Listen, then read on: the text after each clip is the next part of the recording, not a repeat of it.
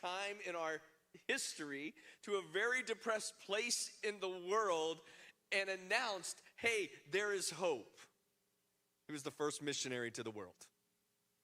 And today we're going to get to celebrate missions again. We have a great guest with us. Andrew GALE is coming, and Andrew is our Global Strategies Director for the Church of God. Here's the great thing about Andrew. He's a Kansas guy. He's a Kansas guy. He grew up down in the Wichita area, but man, you have done some great work as a director. We have missionaries in 90 countries, thousands of congregations. Andrew, we are so glad that you are here, especially during this season. Thank you, man. We love you. We appreciate you. Will you welcome Andrew GALE? Thanks, Pastor Kim. Last night I got to hang out with Pastor Jake a little bit, and he actually mentioned that the church that my mom, when she first graduated from college and she went for her first ministry role at a church in Wichita, when they closed their doors a number of years ago, some of the funds from that church were used in this church in order to get things up and running again. What a cool connection that I get to be at a place, that from my past and to see what God continues to do through that good work. So it's so great to be with you this morning.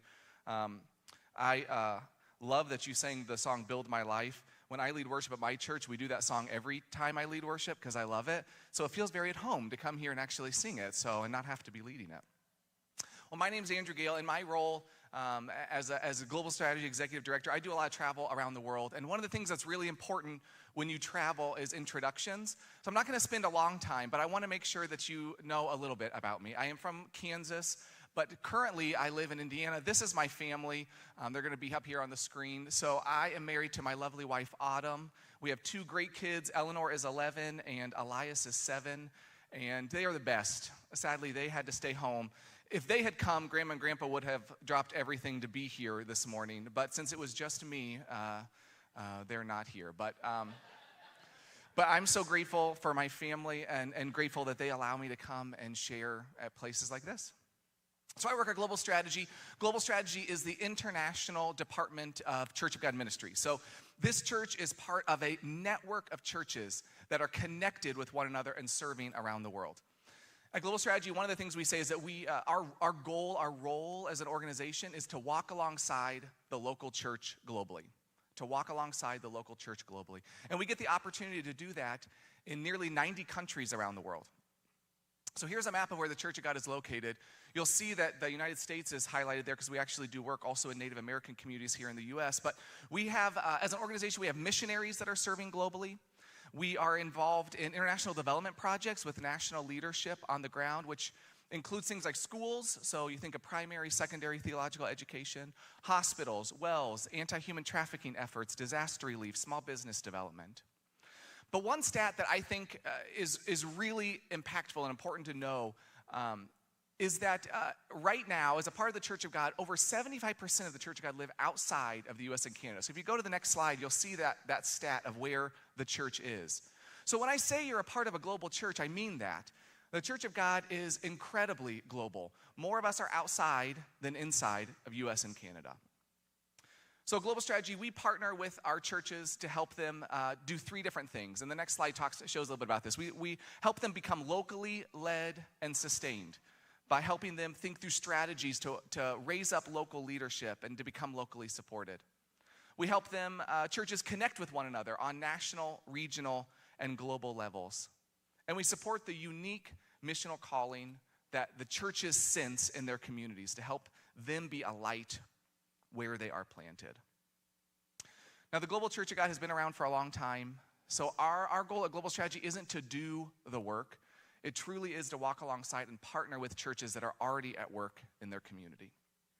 In short, we believe that God has called every church, every person around the world to serve as Jesus did, and we walk alongside churches that are trying to make that happen. Now, I promise that's all I'm going to say directly about Global Strategy, because I'm not going to stand up here and give you a spiel, but I want to at least give you a picture of who we are. I could spend a lot of time telling other stories, but one thing that's really important to know is that as an organization, we are relationally based. All of the work we do is out of relationships and connections that we build, which makes it incredibly impactful, but also really challenging. We've already talked this morning as the first Sunday of Advent. Thank you in such a busy season of the church to welcome me here. I feel really honored to get to be with you this morning. In the liturgical calendar, this is actually the start of the church calendar. And I did not grow up in a liturgical church. It was far from that. They were rebels before being church rebels were around. But one thing that I've grown to love about liturgy is the fact that there are churches all over the world that are starting the conversation about Advent today, that are talking about hope and the prophets. That's something that feels really cool, that even outside of this room, there are communities all over that this year marks the start of their church calendar. During Advent, I've always been struck by the idea of Emmanuel, God with us, this idea of the incarnation. And I think sometimes, I grew up in the church, and I think sometimes it's easy to hear those phrases and they kind of become, just reverberations, not something that, it loses kind of the shock factor and the power. But we are loved by a God who came in human form. And that's unique for lots of other religions, right? God experienced human life. God experienced the highs and lows, the joys and the pain. And when we enter into this Advent season, this season that we spend a lot of time with family and friends, which is often a great joy, but also for some, like the Blue Christmas, this is a reminder of some of the loss that we've experienced. Friends and family who are no longer with us. And so it's comforting to me to know that we have a God who experienced that.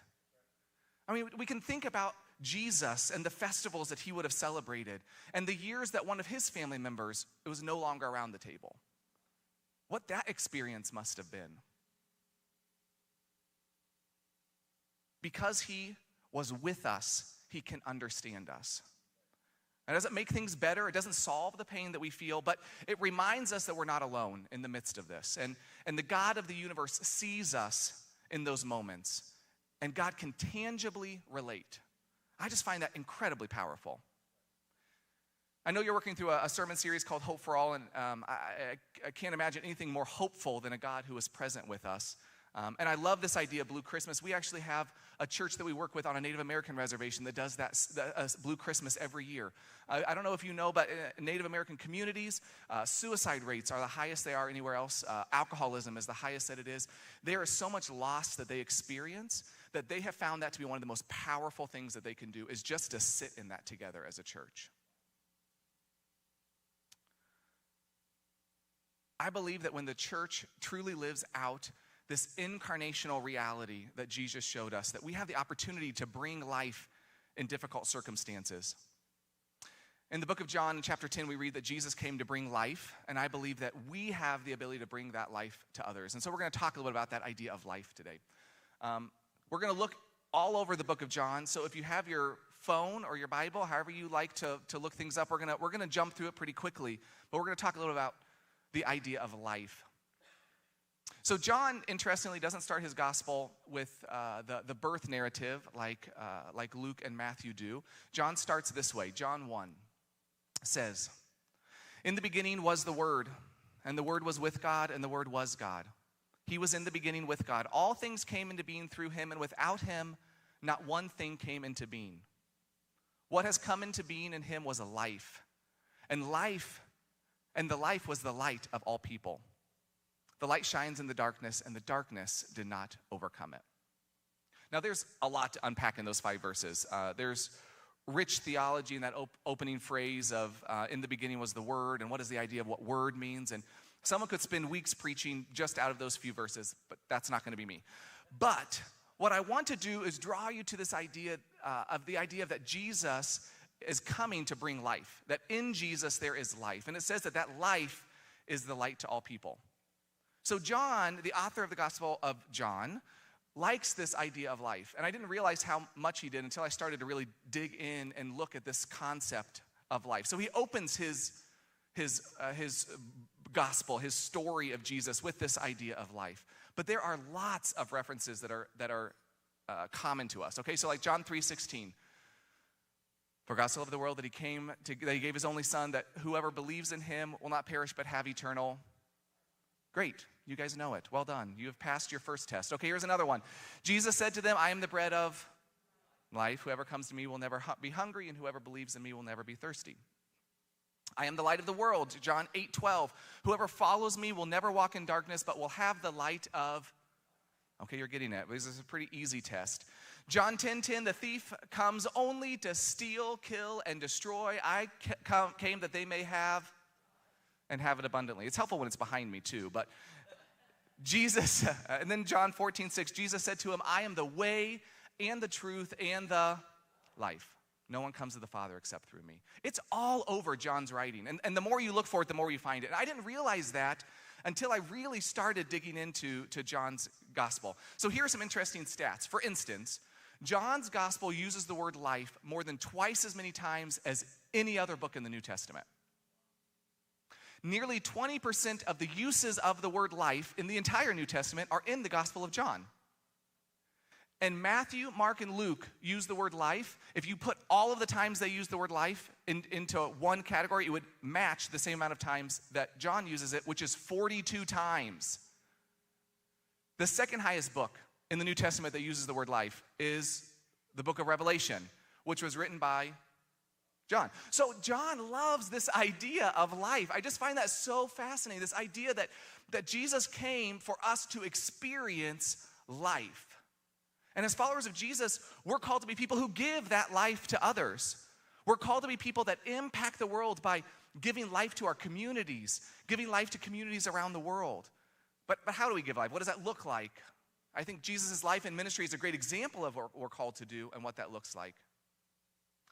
I'm not sure I have a perfect answer for how to give life, but I can share about times that I've seen God at work through communities and the ways that they give life. And I want to tell you one of those stories.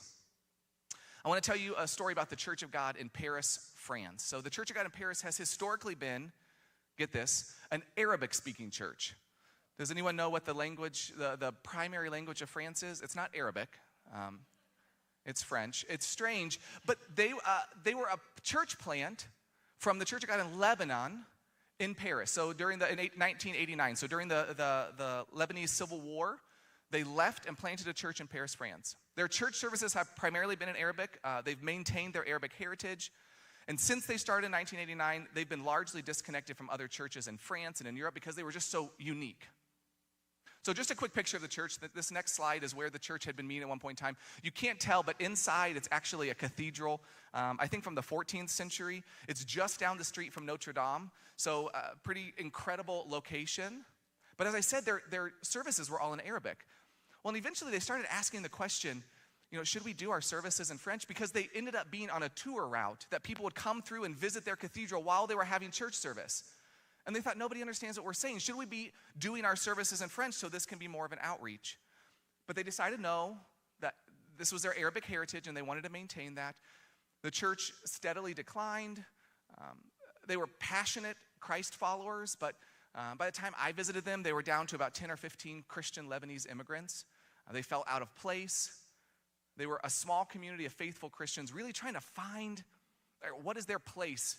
How are they supposed to give life? What is God calling them to?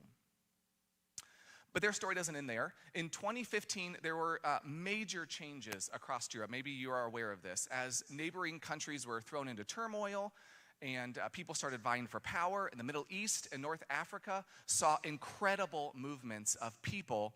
It was really unprecedented from those places into Europe.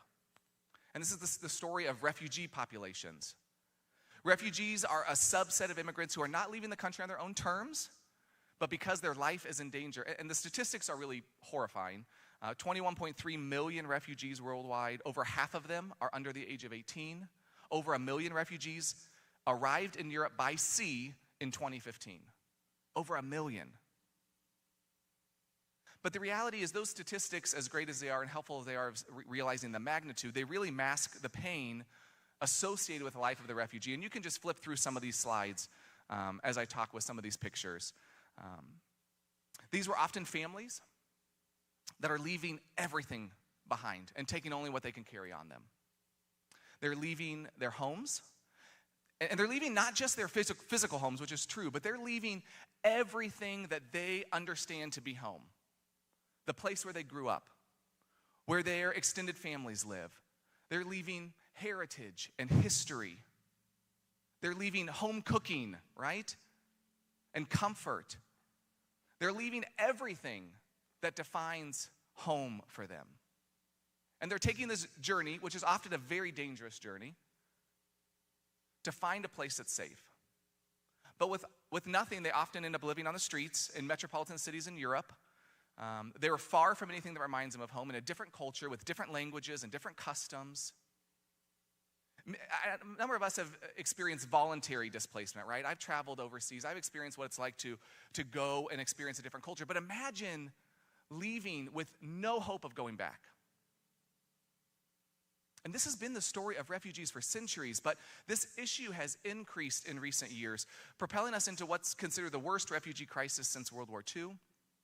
And the story of the refugee is truly a story of struggle and displacement. It's a story of death, whether in physical terms or emotional terms, of just the normalcy of their life. Well, in 2015, these two worlds collided. A church that was struggling to know what God had called them to suddenly was given an opportunity to make a difference that they, being fluent in Arabic and understanding Arab cultures, were uniquely positioned to do. And their story suddenly wrapped with the stories of hundreds of thousands of refugees looking for hope, looking for someone that just understood them, looking for help. The church in Paris, under the leadership of Samir Salibi, started a ministry called At Home with the desire to show hospitality and care for the refugees in their city.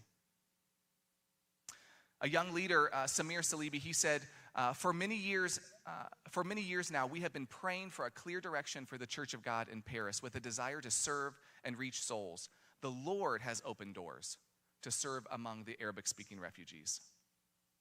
This church is giving life to refugees, and they're doing it in spiritual terms, but also in very tangible ways. So here are some of the programs that At Home has done in the last few years, since they started back in 2015, 2016. They teach French, which is a terribly important skill if you want to live in France. They do biblical counseling to help refugees deal with the trauma that they face in getting to Paris. They provide physical assistance on a monthly basis. They go out to the streets at night and provide food and clothing and socks to the homeless refugee camps.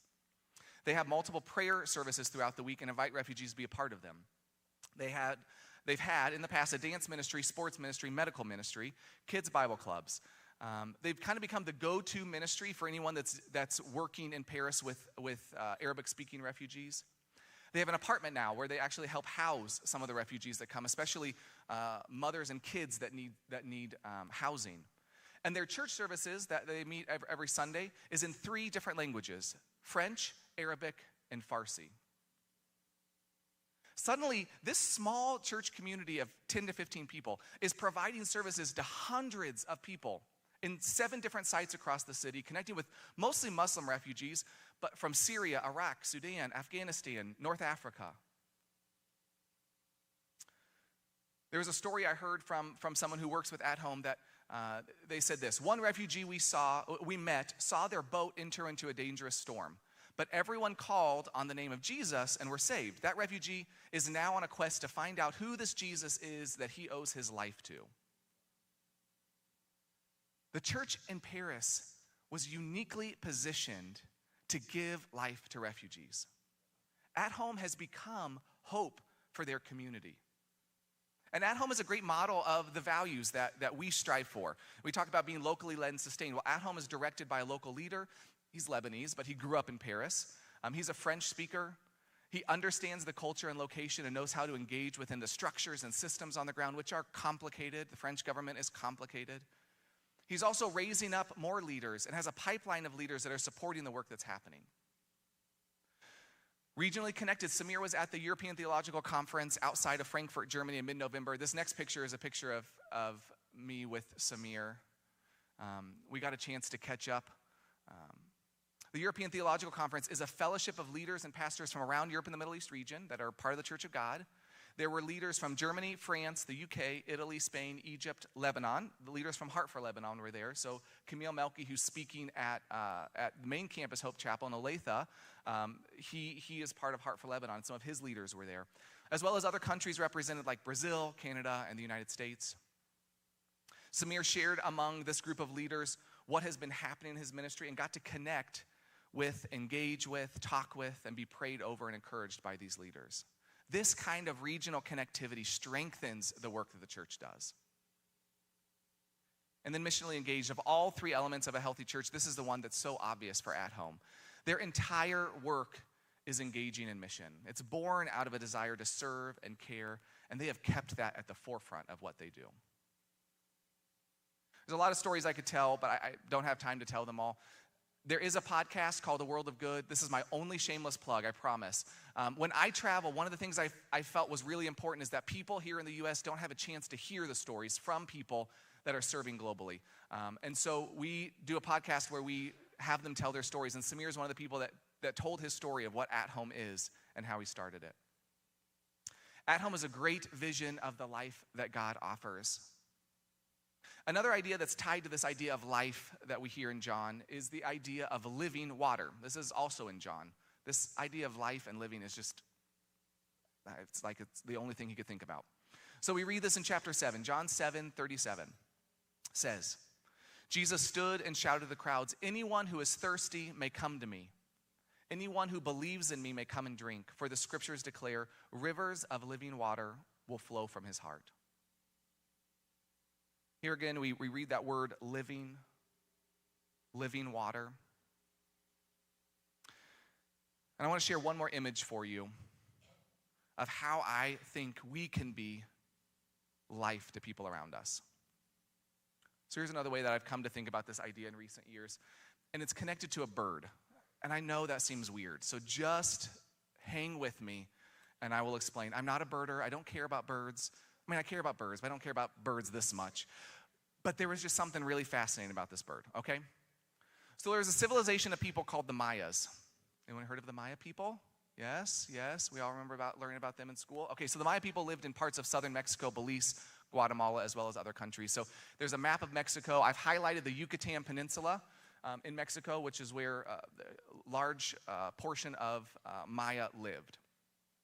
The Maya civilization started about 4,000 years ago, but some of their most famous buildings were in the last 1,500 years. So one of the popular ruins to visit is called Chichen Itza. It's the next slide. There's a few of them because it's just cool. You've seen this pyramid before, right? This is the one with the serpent that slinks down. Okay, go to the next one. Okay, go to the next one. This is also at the same Chichen Itza ruins. It's a huge place. Go to the next slide. Okay, so this is the Tulum ruins, which are just down the road from Chichen Itza. Go to the next one. I love ruins. Okay, so I made my family go here, which is why you get to see pictures of it. Okay, go to the next slide. We'll just pause there for a second. So this was a huge community of people. It was a large civilization. They're actually still discovering ruins across parts of Mexico because it's so densely covered with forest. They have to use LiDAR. It's really fascinating to actually find some of these ruins. At its peak in the 8th century, the Maya civilization grew to be 13 million people. Yeah, 13 million. That's big. So they were a unique culture with customs and stories and work together. They even played games together. So that's what this picture is. This is the ball court there at Chichen Itza. The circle is put really high. If you go to the next slide, you can kind of see how high that is from where they are down below. And teams competed to get this rubber ball through this circle without using their hands. I cannot imagine trying to do that. I have a hard enough time putting a basketball through a hoop, much less trying to get a ball through that little thing. But this was a civilization that was very, very advanced. If we're going to build a place to live together, if we're going to build a place that has 13 million people, what are some of the things that we need? Well, you need to have things to eat. You need a place to live. You need water. Water is a very, very important part of life. So one of the interesting things about the Maya civilization, the Maya people, is that they're one of the only major civilizations, 13 million people at its height, over thousands of years. They're one of the only civilizations not to live near a major river source. So you think about the Egyptians. The Egyptians had the Nile, okay. In India, they have the Ganges. So we have these large civilizations that get built around a river source. That is not true for the Maya people. They didn't live near a river. This is kind of confounded people who study Maya culture. In the Yucatan, it's made primarily of limestone. You can see all those buildings are made of limestone. And limestone is very porous. And because of that, when rain would come, it would actually seep down into the ground into caves and disappear below. So there isn't a lot of rivers. There are some, but not near enough to support 13 million people. And this makes finding water really complicated. If you want to try to find water in Mexico, it can be very, very complicated. Now, there is water. There's lots of water. It's just in these underground caves. And some of them are like this. This is actually from a cenote. So a cenote is the name of this underground cave where this water is. This is the cenote Iquil. It's really close to Chichen Itza. It's beautiful. You can see that it has an open top. This would be an easy water source to find. But there are thousands of cenotes in this part of the world, and most of them are almost impossible to find. Again, they have to use LiDAR just to find these caves. So with our technology, we have a hard time finding these water sources. And yet, this civilization was able to find water to support 13 million people. This has really stumped lots of people who have studied this culture because they don't understand how they found the water without the kind of technology that we currently have today. Well, I was watching a documentary about the Maya people. If you can't tell, this is a group I like that's pretty incredible.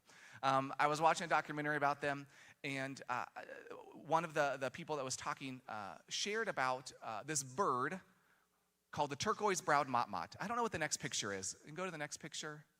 Okay, so that's from the top of Iquil. Go to the next one. Okay, there we go. And virtually every cenote in Mexico has a colony of these turquoise-browed motmots, which are very distinct looking. They build nests near these cenotes. In Mexico, in Spanish, the word for this kind of bird is a torogos. They're really incredible birds. And as I watched this documentary, one of the theories about how the Maya people found water was because of this bird. Because the Maya people knew the sound that this bird made. And they knew that this bird loved water.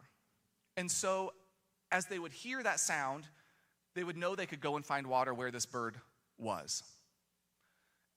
And that seemed simple enough. And then, as I was processing that later, I was just struck by this idea that a people who have to have water to survive found it by a bird. And a bird that was literally just doing what birds do, sitting by the edge of water, right? The bird wasn't purposefully trying to lure the Maya people to this water, you know? The bird was just doing what birds do, and yet this people were able to find exactly what they needed to survive.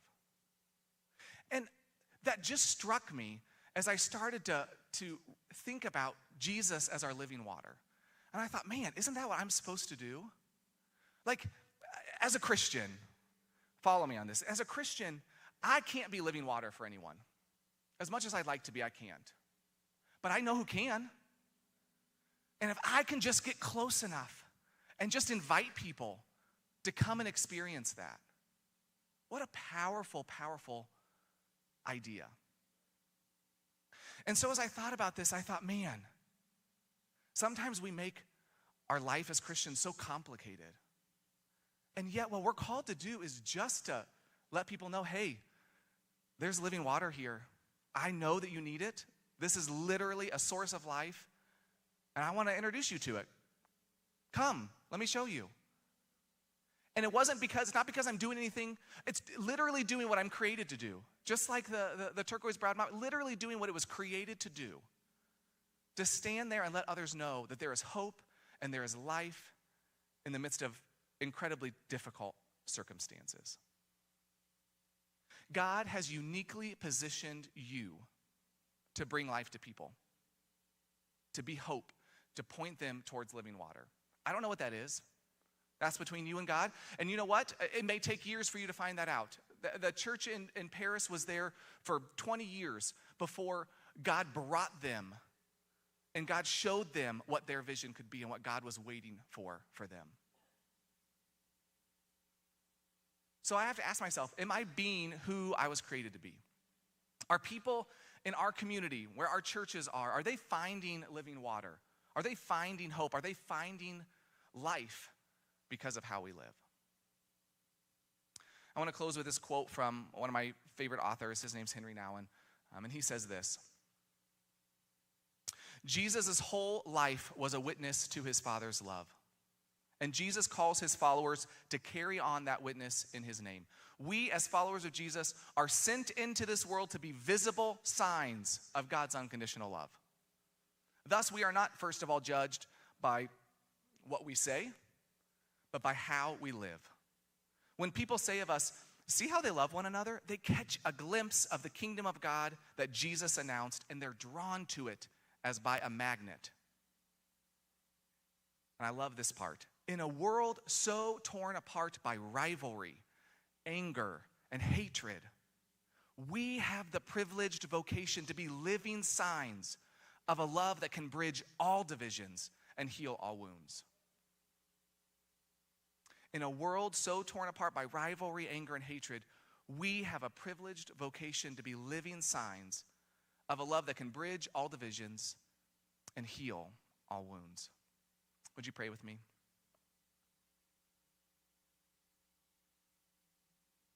God, thank you so much for just the opportunity to be in your presence today.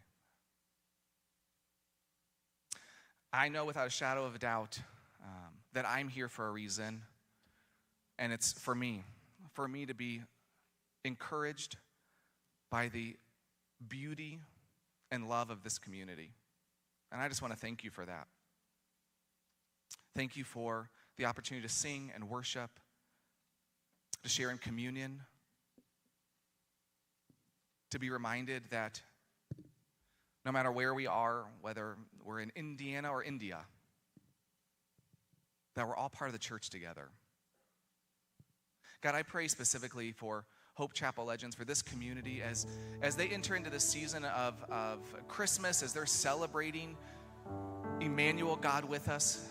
God, would you just give them the courage to be a visible sign of your love? Would you give them the courage to stand next to you, the living water, and to call people to you? Would you give them the grace to hear your voice and to be conduits of your love and forgiveness and hope and mercy and all those things that can feel so lacking? God, thank you. Thank you for just the space today to pause and remember you. Let it not be just an hour and a half, but let it be our life. We ask this all in the powerful name of your Son, Jesus. And everyone says together,